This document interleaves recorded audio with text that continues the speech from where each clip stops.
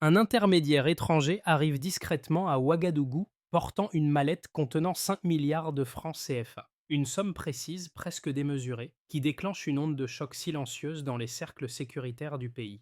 Cette intrusion étrangère, cachée sous des promesses de soutien discret, met en lumière la fragilité du système. La question qui se pose est simple. Comment une telle manœuvre pourrait-elle affecter la souveraineté protégée par Ibrahim Traoré? La réponse pourrait redéfinir l'avenir politique du Burkina Faso. La situation au Burkina Faso est à un tournant décisif. Ibrahim Traoré, figure centrale de la souveraineté nationale, se trouve face à une épreuve majeure. L'ingérence étrangère, incarnée par cette mallette et ses milliards dissimulés, représente bien plus qu'un simple défi financier. Elle touche à l'âme même du pays.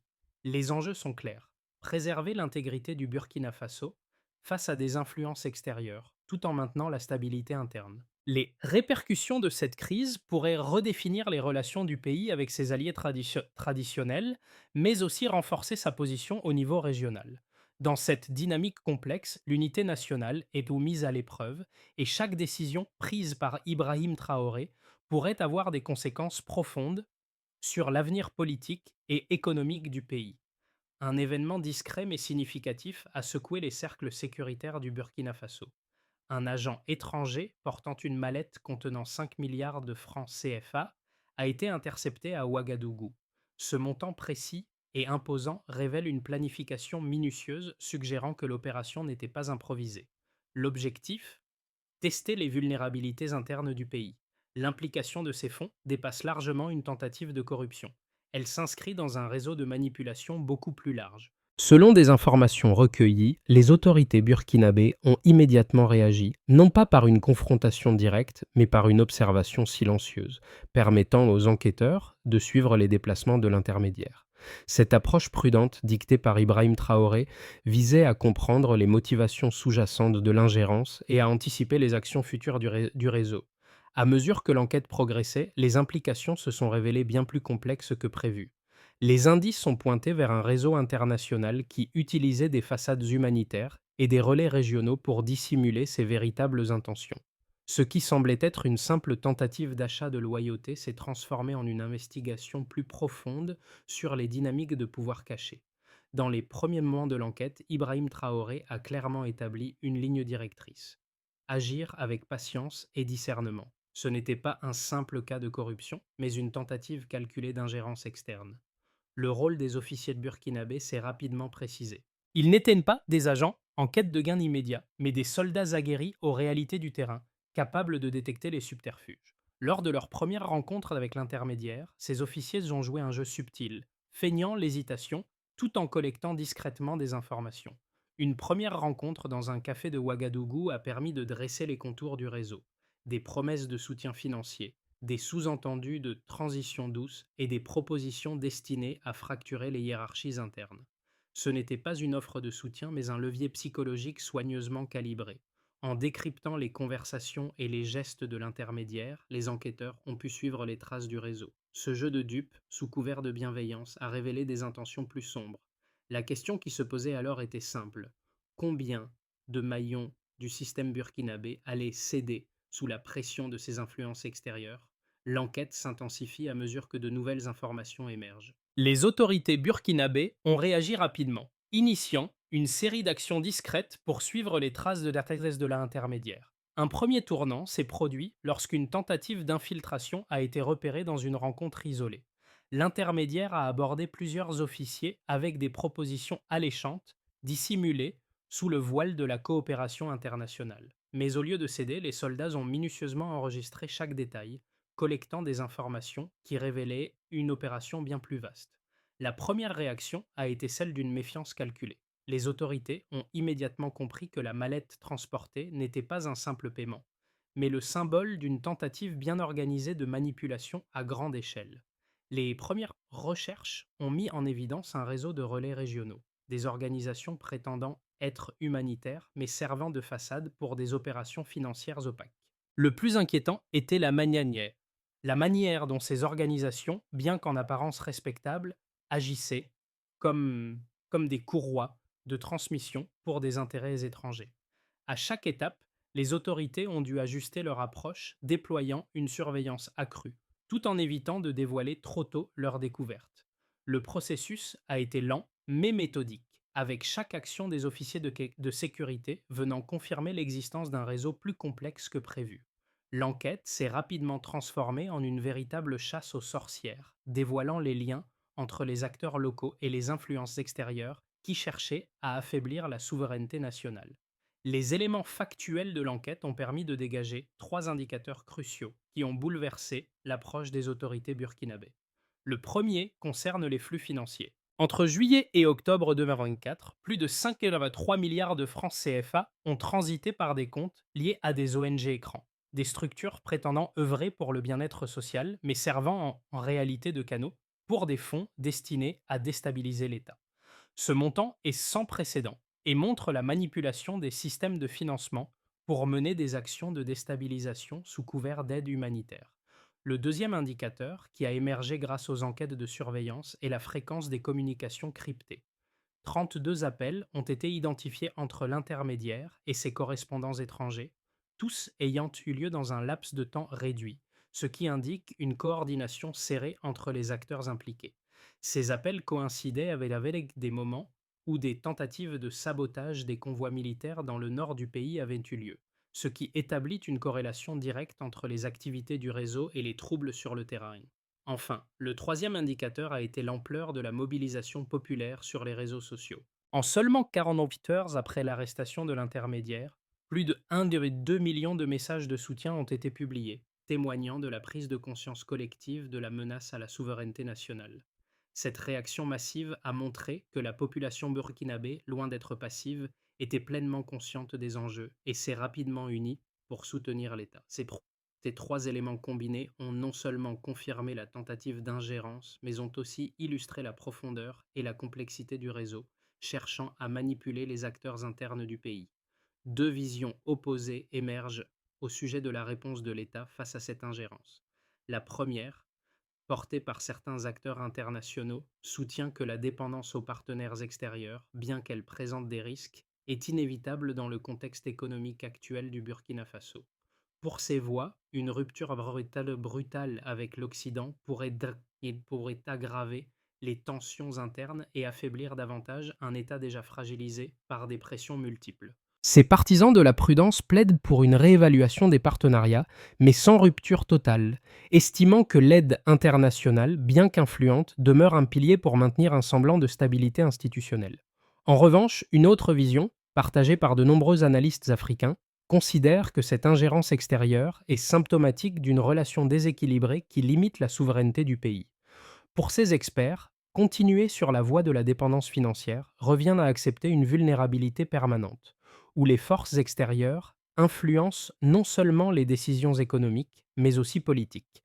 L'ingérence, loin d'être une solution à long terme, devient un mécanisme de contrôle qui affaiblit le pouvoir décisionnel du pays.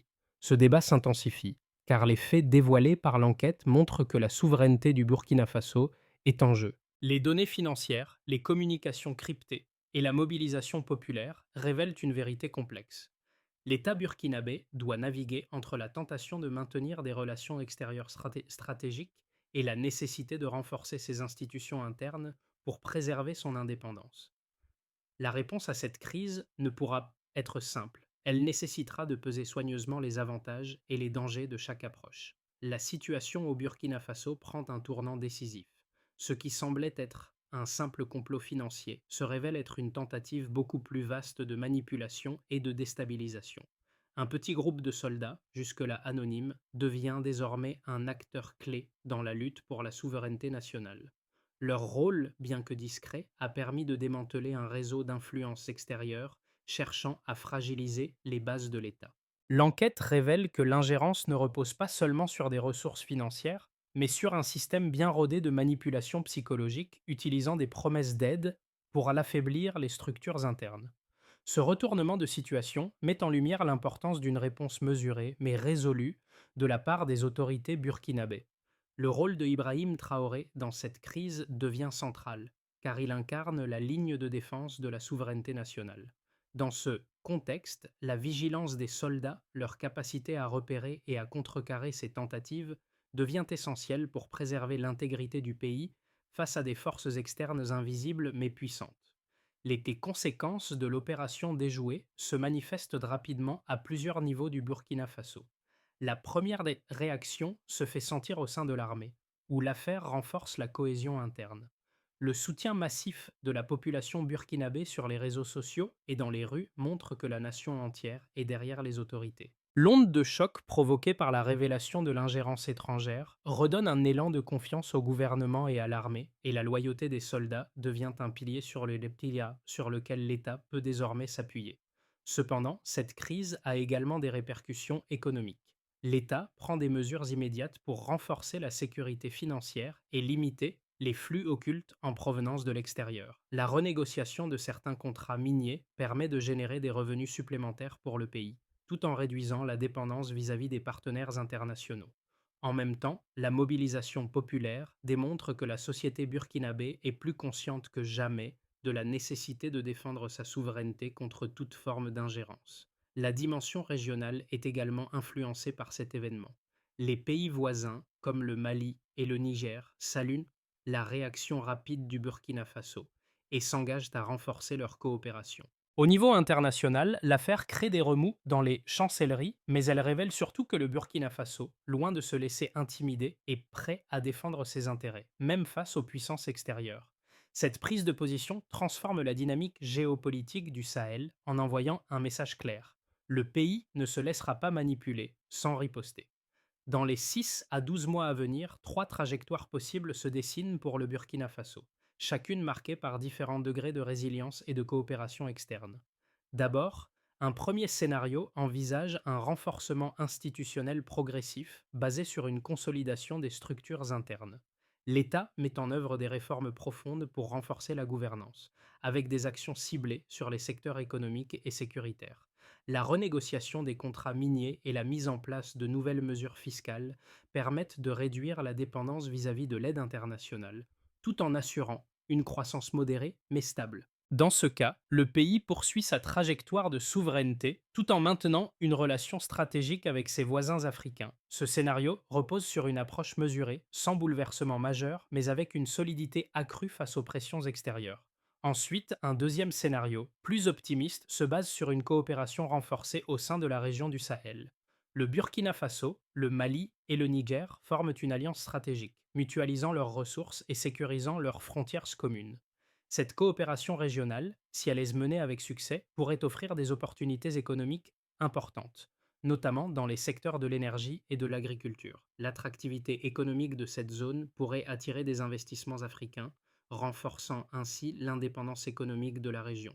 Dans cette optique, le Burkina Faso se positionnerait comme un acteur clé de la région, capable de résister aux pressions extérieures, tout en consolidant ses relations internes. Enfin, un troisième scénario plus sombre prévoit une intensification des pressions extérieures, accompagnée de tentatives de déstabilisation interne. Les tensions économiques exacerbées par des campagnes de déstabilisation pourraient fragiliser les institutions. Des forces extérieures tenteraient d'isolement diplomatique, et la pression économique pourrait entraîner une contraction des activités sociales et politiques. Cependant, même dans ce scénario, le Burkina Faso pourrait réussir à résister grâce à sa résilience interne et à l'unité nationale retrouvée après la crise. La clé de la réussite résiderait dans la capacité du pays à maintenir une vigilance constante et à développer une autonomie stratégique face aux défis géopolitiques. Les répercussions de l'affaire se font sentir au niveau de la société civile, où une prise de conscience collective se développe.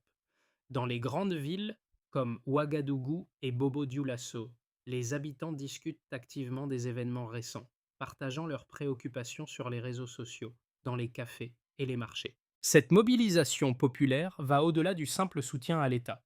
Elle reflète un désir profond de participer à la construction d'une nation souveraine. Pour les jeunes, cette crise représente un appel à l'action. Nombreux sont ceux qui, jusque-là, se sentaient désillusionnés par la situation politique, mais l'événement a ravivé un sentiment d'appartenance et une volonté de défendre leur pays contre toute ingérence extérieure. À travers des initiatives communautaires, des groupes de jeunes se forment pour sensibiliser davantage sur la souveraineté et la résistance face à des forces invisibles. Dans les zones rurales, la stabilité politique devient un enjeu concret, lié à la préservation des modes de vie traditionnels, tels que l'agriculture et les solidarités locales.